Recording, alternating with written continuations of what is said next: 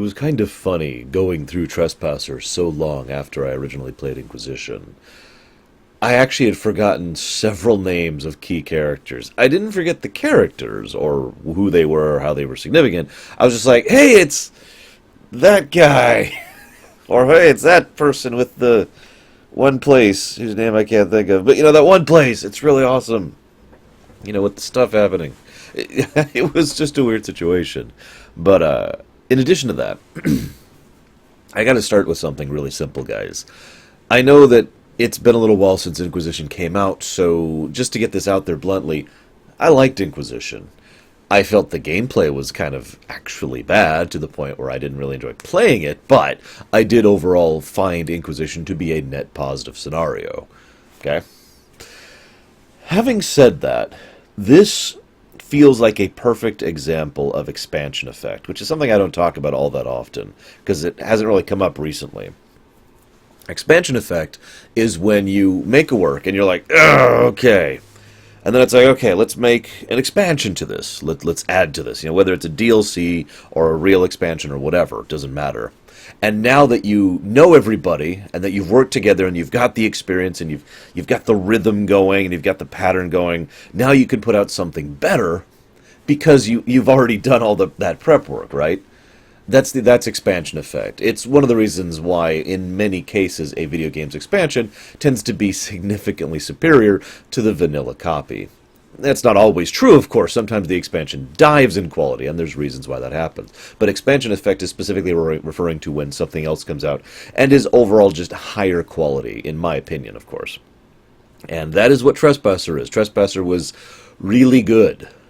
Even though we had some issues, for those of you who caught the live stream, getting through the game, as far as the gameplay-wise, they did still do some fun and interesting stuff gameplay-wise. They had a lot of nuance, a lot of subtlety, which I'll be talking about, great character moments. There's a lot of just general fun in the work, which I really enjoyed.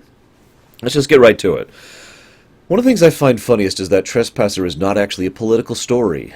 Now, you may be like, well, why is that funny? Well, because it's an extremely political situation. It is so political that I could just sit here right now and discuss for maybe about half an hour all of the nuances of the complexity of the political situation the Inquisition finds itself in. Because it's a very careful and delicate position. But this is not a political story. This is a story that serves other purposes. Tying up most of the loose ends of Inquisition, not all of them, just most of them. Kind of serving as a cap to your decision throughout Inquisition with regards to your party members, setting up Solus for the next game, and setting up the war, the total war, to be more clear, for the next game. All of these things have just, that's its purpose. The political thing is just kind of a backdrop to that. Now, I do hope that our final choice with the Inquisition actually matters in Dragon Age 4, but you'll notice we only really had two choices. We could either disband, or we could join the Chantry. And that was about it. My point, though, is we actually have maybe about 9 or so other options in addition to those two of what we could do. But the story is not really focused on that. So right at the beginning, what's the first? It's like the second scene. Orlea wants to control us. Ferelden wants to just disband us. Ferelden wants to disband you. Orlea wants to control you. Orlea wants to control you. Ferelden wants to disband you. They just shove it in your face over and over and over, a little bit too overtly, to get across the point that these are your two options. This is it. This is all you got. Just okay. These are the options. Join or disband. Then it kind of focuses on the rest of the story. I found that a little bit sad. To me, though, and I talked about this during the stream, both sides do have a significant advantage and disadvantage scenario. The Inquisition continuing to function has obvious benefits, and yet is still a gamble. As has already been shown, we have been infiltrated by multiple separate organizations, all of whom are trying to use us for their own personal ends. And yet, there's also the problem of making a private fiefdom, or a new institution, which may or may not actually be a good thing 50 or 100 years down the road. And I'll talk about that concept in a bit. If we disband the Inquisition, we lose all those resources. Again, the benefits are obvious, because now it's just a small team of people who we know what we're doing. But we lose access to all that resources, to all the connections, to all the political connections that we can call upon and be like, hey, we need help with this, or we need assistance with this, or we need information on this. No, it's just a few guys. It's an adventuring party at that point. So there's obvious advantages and detriments in both. And one of the things I like best about Inquisition is that it feels a little bit more like what I would consider to be a good BioWare game. One of the things I praised Dragon Age Origins so much for was the fact that ultimately, even when you usually had only one or two or sometimes three options in a quest, you had like 6 dialogue options to decide your choices through that. It was about nuance. You weren't just cacklingly evil or saintly good and sometimes nothing in between like several games would do. I'm not going to name names here. Instead, you could choose to be layers. You could be a no-nonsense professional. You could be an evil self-interested. You could be someone who is slowly redeeming themselves. You could be someone who is nice but also a jerk. You could have nuance and variance because of the different options. And Inquisition doesn't do this quite as well, but it does still do it. My favorite example of this is right at the end, where you have the choice to disband or to join. It's 2 choices, just like Harrowmont and Balin, I think. It's still just 2 choices, but you have 6 dialogue options, 3 each, to decide that, to help decide the nuance of your character, to showcase how you feel and what you feel about it. And I like that. I like being able to be something other than just... I'm going to use Fallout 4 as an example. I don't want to pick another BioWare games. I like being able to do something other than be nice but aggressive, or nice but sarcastic. You know, I like having some variety to how I can portray my character. I digress. Moving on. I decided to go ahead and keep the Inquisition for my save. I'm probably going to do a canon playthrough at some point, or just craft it through Dragon Age Keep, depending on how they let us do that, because I'm not 100% satisfied with my current playthrough, and I just haven't had time to do a second playthrough. But I would probably still keep the Inquisition regardless. And my real reason for why is because we need some Jedi. Now, I know that sounds like a weird statement, but the Jedi Order is something that I disparage and hate constantly. I can't stand the Jedi Order. But the Jedi, as a politically unconnected, individual, neutral force that can sweep in and help when things need helping, is a good thing, in my opinion, at least on paper. I mean, there's going to be problems, of course. It's not going to be a universally positive thing, but it's still going to be a positive thing. It's still going to be something that helps the galaxy or the planet or the country or whatever to be a better place. Because in all these nations and superpowers, having that kind of response team that can keep the peace, maintain balance between other powers, and respond to crises as they show up is a very useful tool. Now, there's a lot of baggage that comes with that. The fact that other people can and will constantly try to use you for their own political ends. The fact that you can never truly ally with anyone for fear, unless you're allying with everyone, for fear of tipping the scales one way or the other. I'm reminded of Eastern Europe for a decent chunk of its history, actually, during, say, about 1200 to maybe about 1800s, give or take. Because I was thinking about it going through this, and it just kind of clicked with me. Feel free to correct me or give your own take on this. But purely from a political situation, what I'm looking at here is the Franks, the Byzantines, and the Ottomans. All 3 of these forces are superpowers. They are the major strengths of their world. Just like Orlais and, let's do this in order. Orlais, Tevinter, and the Qunari are the superpowers of Thedas. I'm not saying Ferelden is irrelevant. I'm not saying that the Free Marches have no say. I'm not saying that Antiva is etc., etc. But of all the things from my knowledge and understanding of Dragon Age's lore, which is not insignificant, I did do a whole lore run of it, those are the 3 superpowers.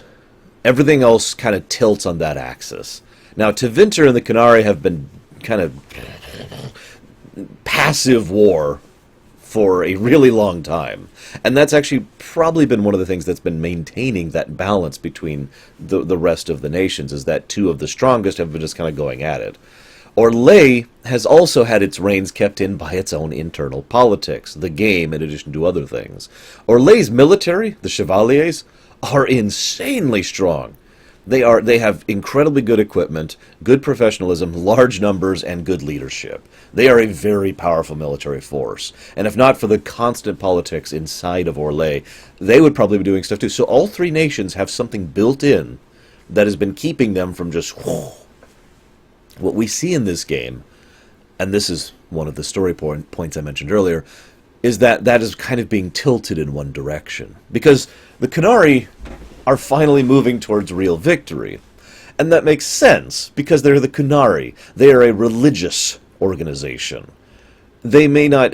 some people may disagree with that statement, but I don't mean that they have a spiritual belief or anything like that. I mean they are a religion. An organized group of people who all say that we all agree with this one mentality or philosophy. Now, I have a couple of notes here. I'm going to finally look at my notes. I've just been going off the top of my head up till now.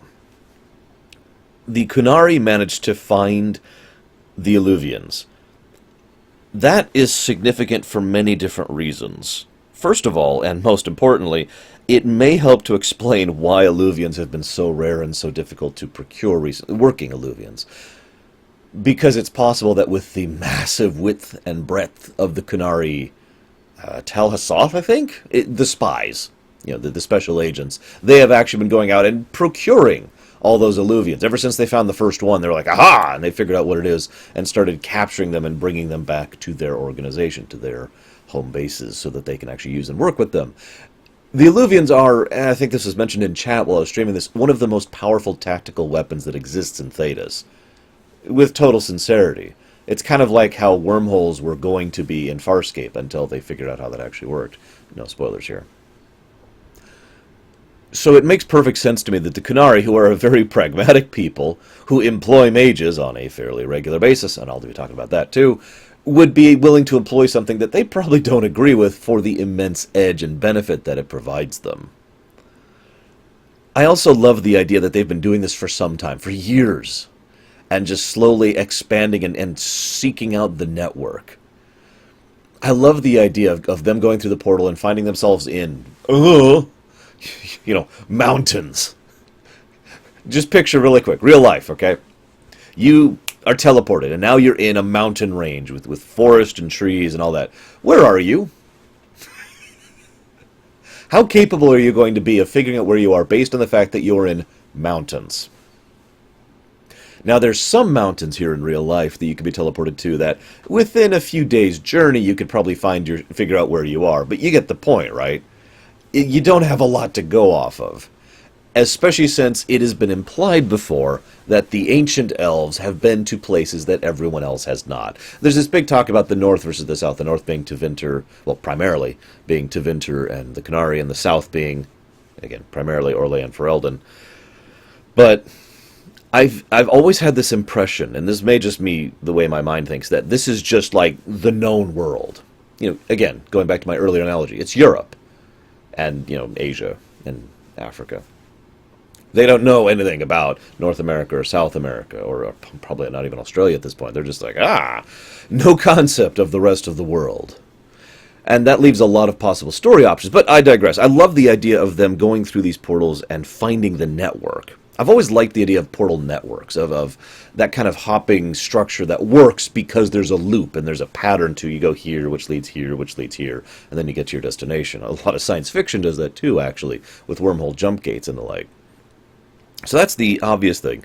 The brilliance of the Dragon's Breath plan can't be understated, and we have to discuss the Qunari's motivations to really get into that, because unlike most nations, from what we have seen, and I've never seen anything that disagrees with this, although we may in Dragon Age 4, because it sounds like we're going to be going up north finally in Dragon Age 4, the Qunari don't care about political aims the same way everyone else does. They're not interested in the same manner of more territory, more land, more money, more wealth, more power, the way most other politicians or governments would. Instead, they care about spreading the Qun. And, of course, they think the Qun is right. Now, I know that sounds like a weird statement, but my reason being that they don't think the Qun is right for them. Very key distinction. They think the Qun is right for everyone. That the Qun is the correct path, period, the end. They're effectively on a non-stop crusade. So they are their main motivation is laid bare with regards to the South in this very game, in this DLC, the Trespasser DLC. They want to come down to save us, to help fix our situation. And with the Dragon's Breath plan, they could pretty much chop the heads off of everyone in quite a few different nations, leaving the people leaderless, rudderless, incapable of really dealing with the situations, which would then leave them to come in and peaceably take over, and of course convert everyone to the Qun, because the Qun is what's right for everyone. We will save you from yourselves. Yes, I am comparing the Qunari to the Borg, if you didn't catch that. So that's kind of messed up, but their plan, given their aims, makes a lot of sense when you think about it. Because the whole point is to help people, save people, so the minimum loss of life available, the better. However, they still firmly believe that this is right, because again, the Qun is right for everyone. So if we have to, like, if we can just convert you, that's preferable. But if we have to declare war on you and march down with soldiers, we will. Because the Qun is what's right for everybody.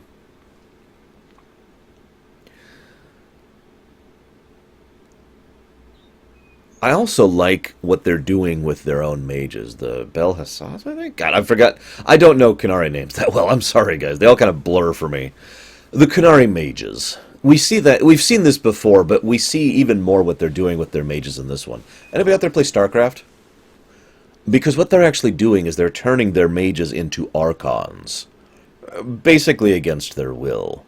They are embedding lyrium directly into them and just glutting them, drowning them in lyrium so that they can be more and more and more powerful and capable of doing more things with magic. Of course, still chained, naturally.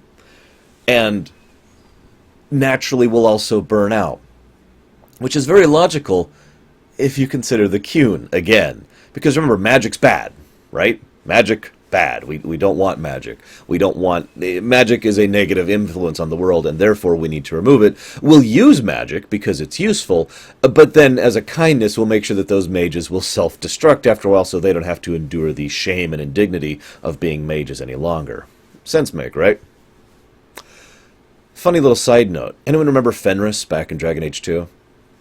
If you are one of the very few people who actually liked him, like me, for example, you may have actually done most of his side stuff and found out about exactly how horrific it was getting those lyrium tattoos put into him. Now, he was an elf, and those were light tattoos. What they're doing to these Qunari are veins of lyrium embedded in a Qunari, as opposed to an elf. Yeah. Anywho... The Qunari are fun, aren't they? They're fun people. Let me check my notes really quick here. I had to write down Fenharel's name because I kept forgetting how to pronounce it. Let me talk about one thing. This is actually kind of important. I'm going to just sidestep a little bit from the whole politics and the story stuff to talk about this game versus another game that actually came out quite recently from my perspective. Mass Effect Andromeda. Now, for those of you who haven't seen my works about that, I didn't care for Mass Effect Andromeda. I don't think it's bad. I just think it was really, really boring. It was disinteresting and average. Aggressively average is actually the terminology I use to describe Andromeda. The reason I bring that up is the argument could and has been leveled that why are you considering Inquisition a net positive when you consider Andromeda a net neutral? Now, the simple, summarized answer is because Inquisition makes up for its detriments. Is Inquisition flawed? Abso-frickin-lutely it is. It has so many glaring flaws all over the place. And again, gameplay is a big one. There's several bugs. There's quite a few aspects of the plot. You know, the Corypheus, despite being so integral and necessary for the overall plot of the entire series at this point, is someone who basically receives no real characterization other than I am Corypheus. You know, completely bog standard villain, right? But Inquisition did have very strong characterization, very strong character growth, great and smart dialogue, and a lot of setting building. They really did a lot to flesh out Thetis in Inquisition, and they continue all three of these points in Trespasser. My point is, every game has flaws. A lot of games even have the same flaws. And I've always found it weird that every now and again I'll have people ask me, well, why are you willing to accept a flaw in, let's define a specific flaw as X, okay? Why am I willing to accept X flaw within this game and not in this game? And my answer is always going to be the same. Because in the first game, there's positives that outweigh that flaw. That's the whole reason behind that terminology, net positive. I just wanted to address that. I have one example for that. Anybody who was watching the stream, I gave a few examples, but one tiny example of that is the fact that Inquisition, despite having a lot of the same problems of animation that Andromeda did, nevertheless did one thing much better: body language. Body language is a wonderful tool for a director in any visual medium. And the ability to tell emotions or stances or perspectives or storytelling, visual storytelling, without actually having to say, I am upset about this situation. No, you could just present that through the way they're sitting or the way they're moving or if they're fidgeting. And there's a lot of good usage of body language in Trespasser specifically. And again, I'm going to give you one specific example just to highlight this. There's a scene where Cassandra is like, so I was told you were going to propose, and she's super stiff and super awkward. And by the way, Cassandra's my favorite. I love her. She's just amazing. But she's like, and she is literally stock stiff and kind of shaking a little bit. The Inquisitor, it just kind of leaned forward, slouching a bit. This kind of body language to present emotive states, is just present throughout the entirety of the DLC, and it's good stuff. And it's one of the things I praised so much about Witcher 3 as well, actually. I know it's kind of a cliche at this point to praise Witcher 3, but I do believe a lot of that is earned when it comes to the body language and the usage they have of that as a visual storytelling tool throughout all three of the aspects of Witcher 3. Witcher 3, Heart of Stone, and Blood and Wine. So, wanted to cover that really quick. I do feel that they did some good stuff with this DLC in general. New terrain, first of all. New areas to go to. One of the problems that certain DLCs and expansions tend to have is, here's the same area again. You remember Witch Hunt back in Dragon Age Origins? Where we just went to the same recycled areas over and over and over again until we got to the conclusion with Morrigan? This is relevant because in many ways Trespasser feels like a better done Witch Hunt. And I may get some flack for that statement, but I mean it sincerely. Because as much as I liked Witch Hunt, and I did, ultimately I liked it for the last 5 minutes when you sit there and are talking with Morrigan. The rest of that might as well just be white noise. And like I said, it's like, okay, here's this area that we've already been to. It's a recycled set, basically. We've already been to this exact place from Dragon Age Origins, and then we warp to another recycled set, and then we warp to another recycled set, and then there's more again. I'm skipping through the steps, but you get the idea. Trespasser had new areas, new presentation, new terrain, new backdrop. It actually bothered to have this concept. It had us going into the Vale. It had us going through the Alluvian areas. It had the gorgeous sceneries of some of the landscape. It had a brilliantly designed fortress for effectively our last dungeon. It did a lot of good stuff with that. And I liked that. A lot. But then, of course, Trespasser did the exact same thing Witch Hunt did. For the last year or two, I don't remember actually how long it's been at this point, but for the last insert period of time here, I've been asked about Trespasser. Now, I actually read up on Trespasser back when it came out. I didn't know if I was going to have time to play it, so I wanted to know the story aspect so I could at least comment on it, when people asked me, which is good because people ask me all the time. So I knew the basic structure of it, but everything just about everyone asked me about, like 90% of all questions, were about Solus. Now that makes sense, but again, this is why I parallel it to Witch Hunt, because what does everyone remember about Witch Hunt? The final cutscene with Morrigan. And what do most people remember about Trespasser? The final cutscene with Solus. It's not actually the final cutscene, because then there's a couple things after that, but you get the idea. I liked that final bit with Solus. It can go a lot of different directions, and I like that. And it's very expository, and I like that. And it sets up a lot of things for the future, and I like that. But I also like how they present Solus himself. We learn throughout the course of Trespasser a little bit more about him, and a little bit more about them. Them referring to the Ancient Elves. The Ancient Elves, by all accounts, were bad. Like, really, really bad. Like, dark elves from Warhammer 40k. Maybe not quite that bad, but they're certainly leaning in that direction, kind of a bad. And the immense excess. In every way, the Ancient Elves are portrayed as the worst aspects of a stagnant empire. And then, of course, he comes along. Oh, speaking of which, I love the fact that all of them are presented as if they were not actually deities, but instead simply very powerful individuals, because that actually makes a lot of sense to me, really. Especially given the nature of how the elves considered themselves. The Ancient Elves, again, being more specific here. Regardless, so they exalt themselves, they burn the statue, burning away the slaves, thousands and thousands of slaves. I think I mentioned this before in at least some of my lore runs or ruminations about Dragon Age. The Ancient Elves treated themselves worse than we treat them now. And by we, I mean, like, Ferelden, for example. We see the plight of the common elves pretty clearly and distinctly in Dragon Age Origins. The Ancient Elves treated themselves, their own people, worse than that. So we see in Solus someone who is without question a villain. His goal is monstrous. What he actually wants to do is horrifying. And he is doing so knowingly and willingly. So there's no questioning whatsoever that his intention, his goal, his plan, we'll go with that, his plan is evil. I have a much harder time calling Solus himself evil. He seems to be the kind of person who thinks this is the best possible solution to a really, really horrific situation. And by his own admission, wants to be proven wrong on the matter. I'm not sure really what to make of that.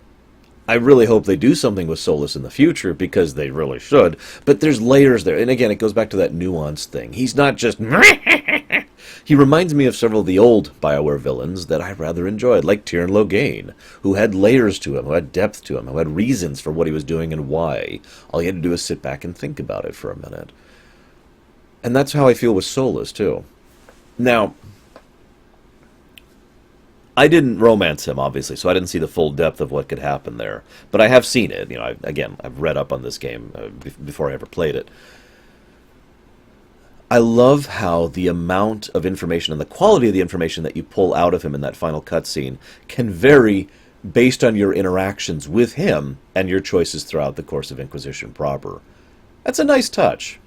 I also like the fact that he pretty much went out of his way to deliberately inform us of the Kunari's plan with the Dragon's Breath and the fact that they were going to, There's actually a reasonably good chance, I'd say at least a 50-50 chance, probably higher, that the Kunari plan would have at least partially gone off successfully, if not for Solus's intervention. And his own stated reasons for doing so are hilarious. Oh, I just wanted to make sure you died in comfort and peace. I'm still going to kill you all, but I don't want you to die horribly.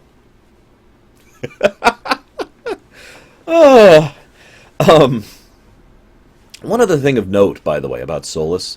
Solus is probably the strongest being we've seen in Dragon Age thus far. Strongest individual. We've seen some pretty powerful beings, but he now has all of his own power, all of Mythal's power, and all the power of an old god, one of the dragons. I forget which one. I get all their names confused, forgive me. The one from Origins that was in the kid. So he has 3 power sources going for him right now. And I love how they actually demonstrate that towards the end. Where the lady we've been chasing this whole time is like, yeah, and he doesn't even look at her, just boop, flesh to stone. Maximized.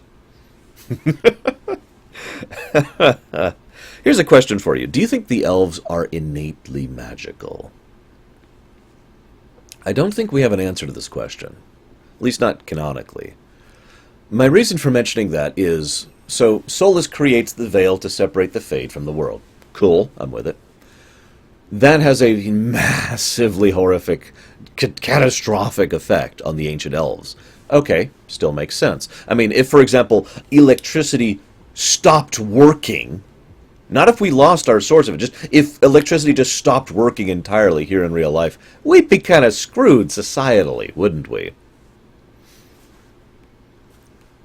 But my question to you is Solus himself mentions that the elves, specifically the elves, were changed, that the immortality was gone, and that they couldn't feel or think or be connected. That's part of them was missing when the veil was created, right? Maybe I've just been playing too much Stellaris lately, but I find myself wondering if the elves innately were magical beings, born, created, whatever, connected to the Fade, or if they had simply been around for so long and become such a stagnant empire of extreme excess that they had started bioengineering their own race, that they had crafted themselves to be connected to the Fade. I personally like that idea better. Not only does it fit more in how I view the setting, but I like the idea that they were engineering themselves, for lack of a better term, to be this better people, which probably uplifted their people significantly when they first did that. And then when the Veil was created, that kind of screwed over their entire civilization and all of their people. We do know they have the kind of levels of magic, I hesitate to say tech, in order to be able to pull off this feat. They basically had the internet. You noticed that, right? They had a magical database, which is still functional if fractured within the Veil. They had the ability to just have that kind of a thing. You can't tell me they couldn't engineer themselves to be directly, at a soul or a physical level or both, connected to the Fade. There's also, of course, the possibility that they are from the Fade, which I suppose is kind of tied in with the first possibility. But I'd be curious to hear your guys' thoughts on this one. I want to talk about Ferelden really quick. First of all, let me just say that one of my biggest complaints about Trespasser is Ban Tegan. What the hell's this? What is with this? Come on, Tegan. Dude. Not cool. Tegan, it feels like what they did was they needed someone to be this type of character. They needed someone to be the obstinate bureaucrat. That's usually what that type of character is presented as. The kind of person who just, I refuse to see reality, and I'm just going to look at the You know what I'm talking about, right?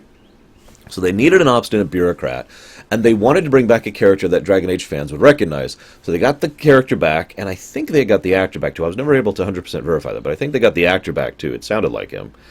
Doesn't look anything like him, but sounds like him.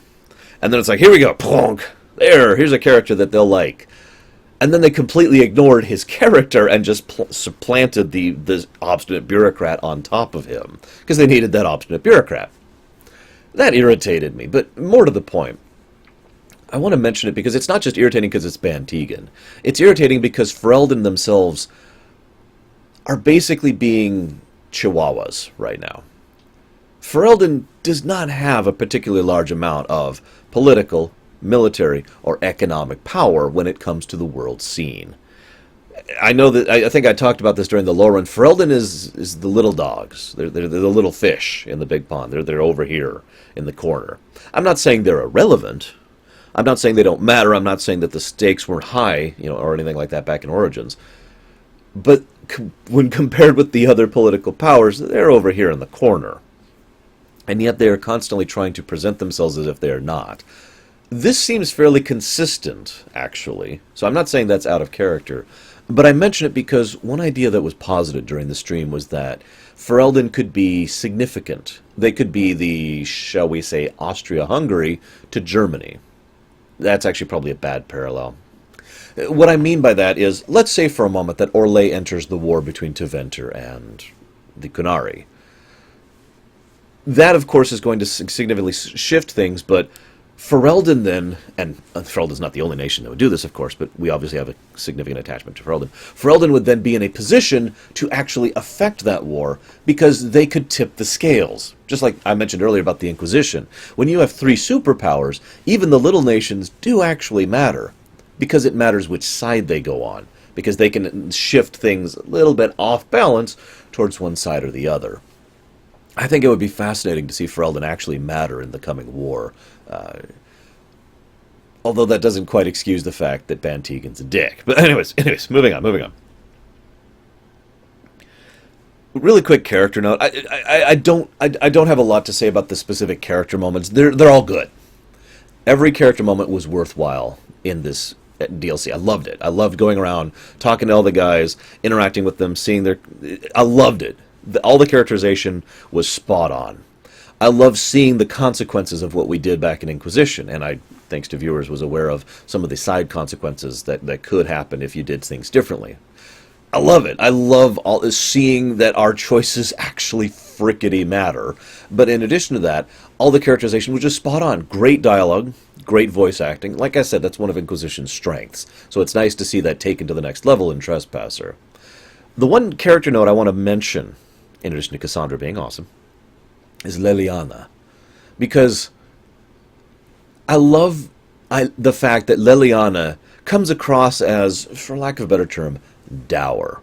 Like she's just kind of following her duty, adhering to her responsibilities, right up until things go badly. Now she has something to sink her teeth into. Now she's got an actual problem to deal with. And immediately, the voice acting changes. The dialogue changes. She seems happier. She seems like she's capable of dealing with this better. You know, she feels like she's more comfortable. That's actually the word I want to use there. There we go. She seems like all of a sudden she's more comfortable with the situation because, oh, thank God, we've got a crisis on our hands. I know how to deal with that. And that is so Leliana. So I love that. I love how that is presented. And I really hope that my personal decision to attach the Inquisition to her specifically is going to be significant in Dragon Age 4. Because, in my opinion, that is the kind of choice that should be significant. We basically just became one of the private military and special forces arms of the religious leader of the Chantry. So, I'm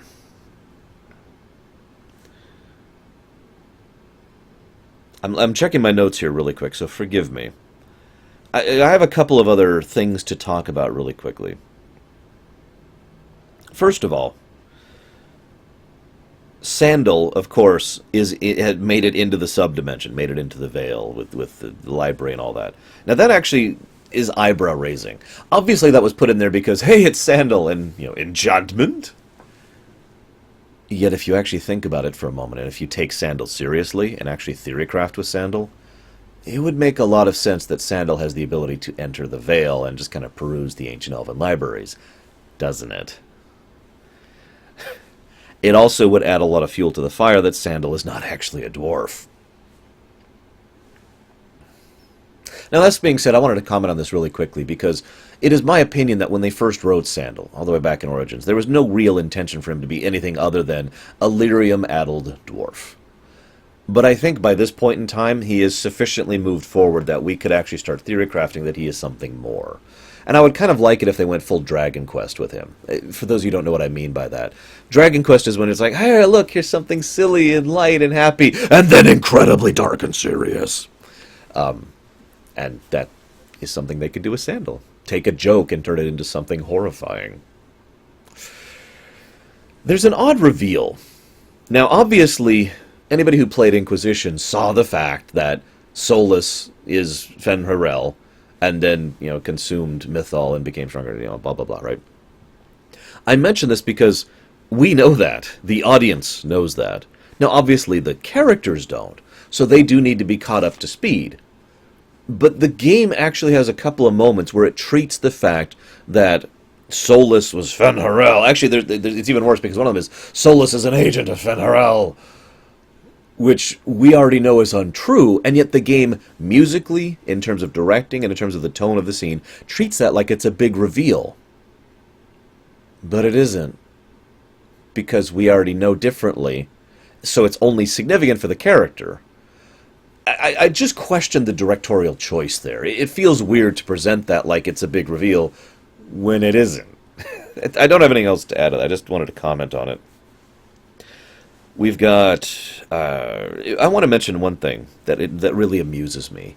The fact that pretty much all of the events of Inquisition, and most likely the events of Dragon Age 4, were all started by Corypheus. Solus, of course, had his plan. Or it'll kill him, and then I'll take it, and we'll be good. But Corypheus lived through that. He is quite literally the wrench that was flung into the gears. The sabot, actually, would be a better analogy. Fling the wooden shoe in there. So, I bring this up Because once again, I find it fascinating how absolutely integral Corypheus is to a game, its DLC, and very likely the next game as well, when he received so little of anything back in Inquisition. He was such a Bond villain. Although they did actually do some good stuff with him, because there's a lot of his lines, if you really think about what he's saying and how he's saying it, that are kind of indicative. Most notably, some of the things he's referencing with regards to the Kunari. The species, not the organization. But I digress. But I mention that because I hope they fulfill this in Dragon Age 4. This DLC is basically a to be continued. It is a lead up into Dragon Age 4. It does tie up a lot of the knots, a lot of the strings of Inquisition rather satisfactorily, in my opinion. I like where a lot of the characters went. I like the little thing at the end where it's going through the typical BioWare ending with the slideshow, just their normal things, going back to like frickin' Neverwinter Nights at this point. But I do like what they did with that. My hopes, I guess, is what I want to finish this on. My hopes for Dragon Age 4. Obviously, it seems so apparent that the mega war, the total war between the Kunari and the Tevinter should be the focus. Anyone remember when the Ottomans just kind of started sweeping and just kind of expanded into this massive army? You remember that? Historically, you might not. I guess that's a good point. That's not a particularly well-known historical thing. But they did that at one point in time. The Ottomans were once terrifying and feared by everyone. And they were pretty much ahead of everyone else in terms of technological progress. Sounds familiar, right? I have a feeling that this total war could spill out and pretty much involve our very first Great War in Thedas. You know, a world war. And I kind of think that would be awesome to explore and to really go into. But I have a feeling that that will be the back plot of Dragon Age 4, and the main plot will be more focused on Solus and his thing. At least I hope that's what's going to happen. I also hope that our choice with the Inquisition, what's going on with the Warden, and, you know, I guess that's about it, actually, all have some significant consequence with regards to Dragon Age 4. Lord knows at this point it's going to get harder and harder to have all of these choices matter. You know, 3 games worth of choices now matter for the future. But if you pay attention, there are a few significant choices. That you can pare it down to like 10 or so really significant choices in the past 3 games, that all of which I believe should matter in Dragon Age 4. Fingers crossed on that. I also wanted to talk about this because this has come up recently. For those of you not aware, EA has been EAing all over BioWare Montreal, I believe. The group who made Andromeda. The group who was working on Mass Effect. Not the actual Mass Effect team, remind you, but the people who made Andromeda. I want to say this because this is actually significant for the future of Dragon Age. What happened with regards to Andromeda, whether you like it or not, is irrelevant for the purposes of this. What I'm about to say is all fairly well documented fact. What happened was that EA did not properly support the Andromeda team. Now, to explain what I mean by that, support can come in many ways. There's 3 things that really matter most. Money, time, and work environment, okay? By all accounts, EA did terribly at all 3. Limited budget, rushed development cycle, and a living hell. There was a huge amount of turnover at the offices. There have been several reports of the horrible working conditions and the lack of any managerial support or trying to defend them against the other. I guess this is hard to talk about. I don't want to get too much into detail about it. Let me just summarize, because this is a Dragon Age thing. Let me just summarize and say that they screwed up the support aspect of crafting Andromeda. The Andromeda team may have been the best creative development team in the world, but if they had all 3 of the aspects of support cut off from them, they would probably still put out a substandard product. Now, why is this relevant? Well, Mass Effect has been put on ice, and probably will be for a bare minimum of 2 years, probably closer to 4 years, actually, and then we'll see what happens. We may never get a new actual Mass Effect game at this point as a result of that. I don't know. That's in the air. Are they properly supporting the Dragon Age team? Because we already know what it's like when the Dragon Age team does not get proper support. We get Dragon Age 2. We've already seen this happen. Now, again, I'm not saying Dragon Age 2 is horrible, or terrible, or great, or amazing, or anything. But there is absolutely no denying that Dragon Age 2 did not receive proper support. Rushed development cycle, limited budget, 11 months they had to push that game out the window. With all that they had to do, with all the baggage and problems, and again, lack of support. So what's going to happen with Dragon Age 4? Because I guarantee you right now that even with the gutting that's been happening at the Dragon Age team, if the team that worked on Inquisition has proper backing and all three aspects of support, they will put forth a good product in Dragon Age 4. But I don't know if they're receiving that. So I have no idea if Dragon Age 4 is going to be any good or not. But I will be doing a premiere run of it when it comes out, so I hope you'll join me for that. Until then, I'll see you around, guys.